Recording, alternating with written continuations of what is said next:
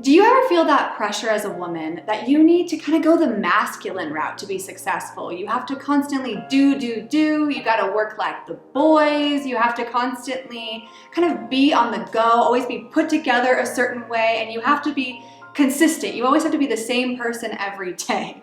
Well, I feel you, and I have definitely been handed that success memo and followed it, which led to burnout, as well as a lot of dissatisfaction in my career, this constant urging feeling like I was never truly aligned with my purpose.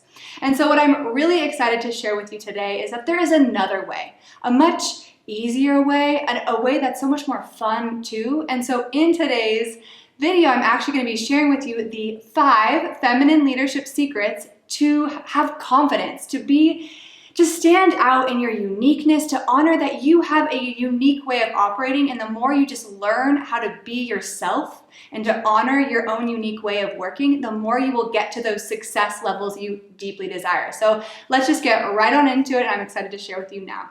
Okay, so the first tip is to embrace your feminine energy. That's right. So as women, we have both feminine and masculine energy. The thing is we've been often told that to operate effectively, to be productive, we need to be masculine. We need to be more in our masculine energy. So what I'm inviting here for you is just to awaken to your feminine energy in general. And a great way that I recommend doing this is honoring your cycle. That's right, your menstruation cycle.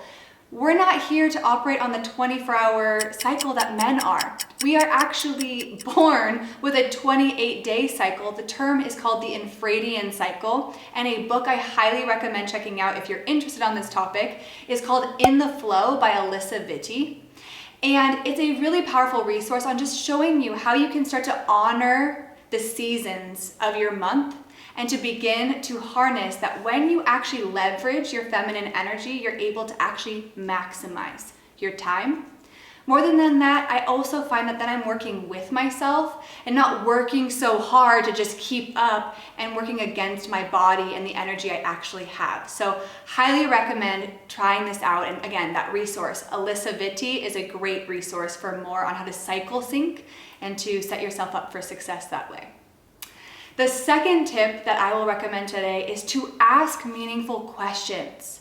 This may sound so obvious, but in today's day, how often is it that people just go, "How are you?" and someone responds with, "I'm busy," or "What do you do?" And then someone goes through their usual stories of like, "Oh, I am this," and it's just all their job titles, right? And what I recommend is getting creative with your questions, really listening to people and asking questions that spark more curiosity, the ability to get to know someone for their full self rather than just like one avenue. So some good questions I love asking is, what are you passionate about these days? Instead of what do you do? Because what they do or some part of their work may come up into the conversation, but now you get to know these other quirks of them. You get to see them for the full picture of who they are. And I find that especially in your career, this is a powerful way to build genuine relationships and connections that can expand your network, expand your mission, and let you show up in bigger ways. The third tip I'm going to share with you is to know your value. That's right, you have to get to this place of doing the work. No one's gonna tell you who you are. I know we've been trained as women especially to look around for someone else to tell us what we're good at, what we bring to the table, but no one knows you the way you know you. And the best way I find actually to do this is my whole concept is around decoding your fears to actually begin to awaken to your gifts. And what I find is a lot of the times we're kind of told to repress our fears or to react to our fears, to just avoid really seeing these parts of ourselves that maybe don't always feel good, but I find that where our fear lies is usually a telltale sign of something we deeply care about. And on the other side of doing that process, you get to discover what your leadership superpowers genuinely are. And I have a great resource. If you're curious to see what fear in particular is popping up into your life and is holding you back on your success journey, I recommend checking out my free quiz, which is the What's Your Number One Success Saboteur quiz. The link is in my description box below. And it's just such a powerful resource to start seeing and to break free from this role that we've often been told to play, based again on this more masculine focused success memo. The fourth tip that I would love to share with you today is to learn something new every day. That's right, I want it scheduled on your calendar. I want you to set a micro commitment, not a large commitment. The greatest way you will sabotage yourself with this one right off the bat is, if you're not doing this every day, is to go for an hour or to do this big leap and wanting to add 2 hours to your schedule to learn something. And instead just do 10 minutes if you need to, or do 10 pages, read 10 pages of a book, or maybe for 10 minutes before you go to bed to read, but to just set up some framework in your day to schedule it and make it a daily habit that you are going to intentionally learn something you care about. Because the biggest thing that I find that also makes women not stand out as leaders is we're constantly just responding to everyone else's needs instead of taking it upon ourselves to own our leadership and to be developing ourselves as the thought leaders that we deeply are here to be. And then the fifth tip is to master the art of self-promotion.